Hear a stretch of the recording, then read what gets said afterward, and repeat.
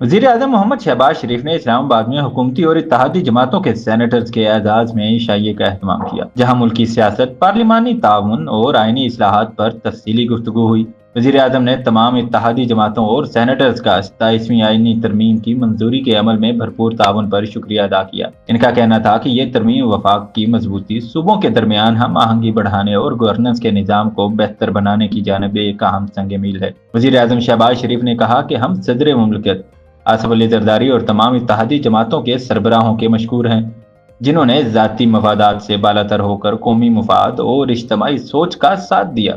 इनका कहना था कि मौजूदा हुकूमत के दौरान हासिल होने वाली तमाम कामयाबियां बाहमी इत्तेहाद, मुशावरत और एतमाद का नतीजा हैं, चाहे बात आइनी इस्लाहात की हो, मुआशी इस्तेहकाम की या सिफारती कामयाबियों की। हर कामयाबी के पीछे पाकिस्तान के सियासी इत्तेहाद की एक मुश्तरका सोच मौजूद है।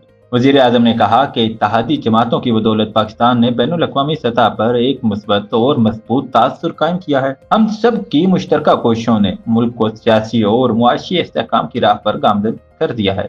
अपनी गुफ्तगू के इख्तिताम पर वजीर आजम शहबाज शरीफ ने कहा, अल्लाह के फजलो करम से आज पाकिस्तान की समत दुरुस्त है और हम सब का इत्तेहाद ही हमारी असल ताकत है। ये सफर अभी खत्म नहीं हुआ, मिलकर चलेंगे तो पाकिस्तान जरूर कामयाब होगा।